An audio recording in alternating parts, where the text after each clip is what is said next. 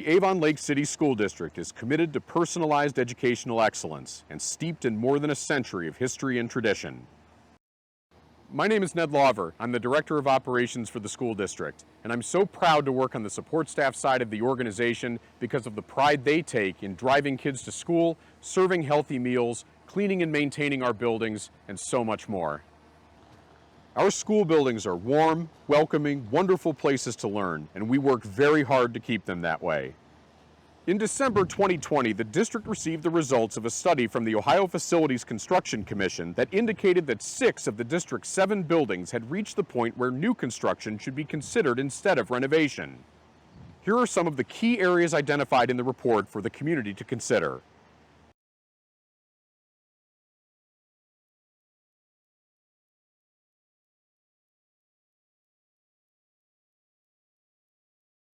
Here at Learwood, most of our roof sections are from the mid-1980s and early 1990s. This section is from 1993, and as you can see, we have made several repair efforts, but water is still getting through, causing damage to the classrooms below. At Learwood alone, the cost of replacing the roof is estimated at more than $2 million, and all buildings in the district face similar challenges.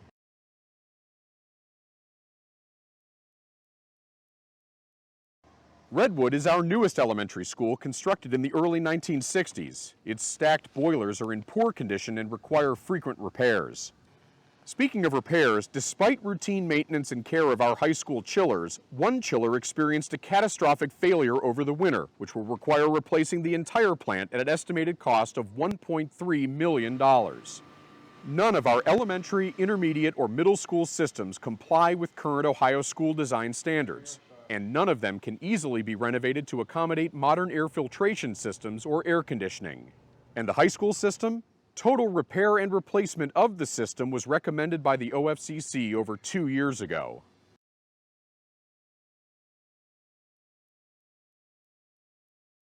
In addition to needing more toilets, sinks, and drinking fountains to meet modern-day standards, Eastview Elementary School also has the original cast iron waste piping in the crawl spaces underneath the building, as do our other schools.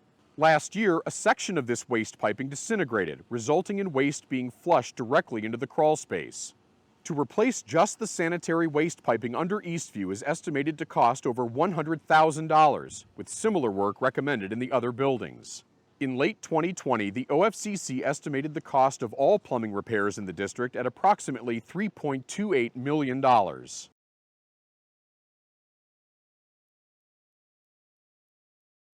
It's not just plumbing. The electrical systems in the buildings are a mix of the original systems and upgrades that are now over 20 years old. While the district has invested in energy-efficient lighting in the largest spaces in several of our facilities, there is still a long way to go.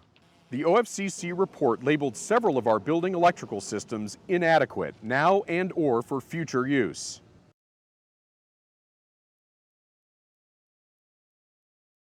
Troy Intermediate is our newest school building, but still over 50 years old.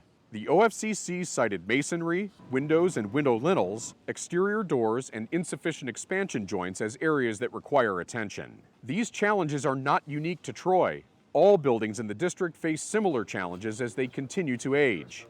The OFCC estimated that to correct just the issues with exterior walls and chimneys in the district would cost more than $1.5 million, a number that doesn't include windows or exterior doors.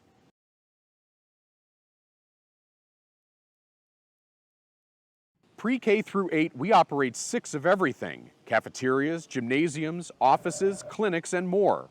Not only are they not of adequate size, but they cost more to operate each year. This is Erie View's kitchen and serving line, sized for the 1950s when many students likely walked home for lunch. Storage capacity is limited, and the elementary schools do not have modern dishwashing facilities. The district estimates that operating 3 schools instead of 6 would save up to $800,000 annually due to operational reconfiguration alone, with the added benefit of having adequately sized spaces for current and future needs.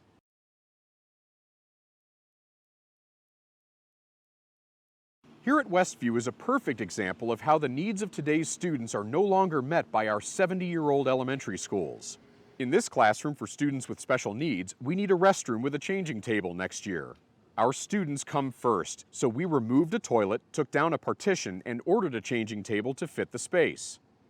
We are doing whatever we can to help make our facilities match our programming needs, but right now that means retrofitting existing spaces that are smaller than current Ohio School Design Manual standards.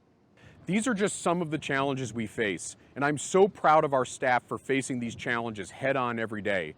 But based on the OFCC report and the work of the District Facilities Committee, we believe that constructing new facilities is the best recommendation we can make to the community moving forward.